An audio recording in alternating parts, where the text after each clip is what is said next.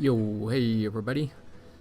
So in this video, I'm going to demonstrate a little hack that I've been doing throughout the years on some of these older pre-11 speed front derailleurs, primarily the ones that are a braze-on style. And I think the main issue you'll see as I demonstrate here, these things they flex so much.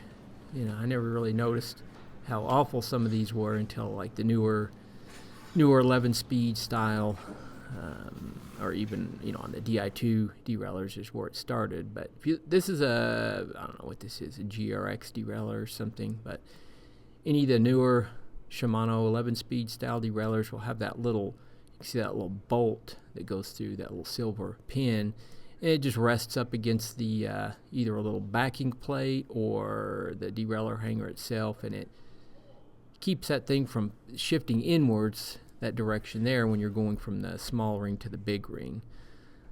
So anyway, what you're going to need for this little hack, or what I like to use, these work really well, just some of these old bits from B-brake spacers, a little convex, just a little aluminum concave and convex washer. You may not need both.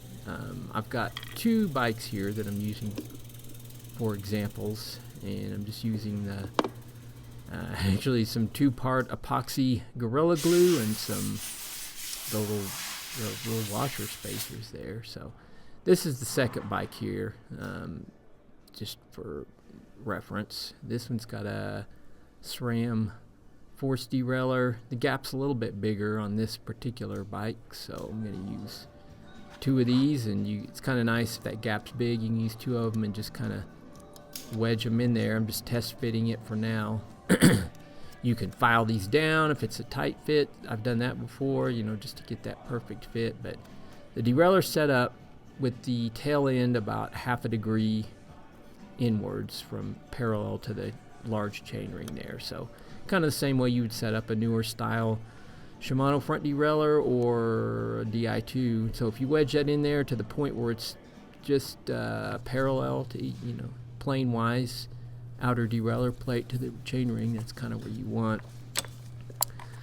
So those are my two pieces. I kind of mocked it up and know where I want them. So at this point, I'm just gonna squirt out some of this two-part epoxy. You got a hardener and then you got a resin. So usually you end up with a little bit extra of these, but you want to try to get as close to equal portions, and then just mix it up till it gets kind of usually mix it up for 10 or 15 seconds. It'll kind of turn like a cloudy color there. So you can use this stuff. I've used like that two-part JB Weld type stuff, or there's like a putty that you can mix together, and that works pretty well, maybe a little cleaner. But I think this stuff visually looks the best once it's on there, but definitely mixed up more than I needed, just because it's to get the correct ratio of mixture there. So I'm just going to coat those up, and I didn't really,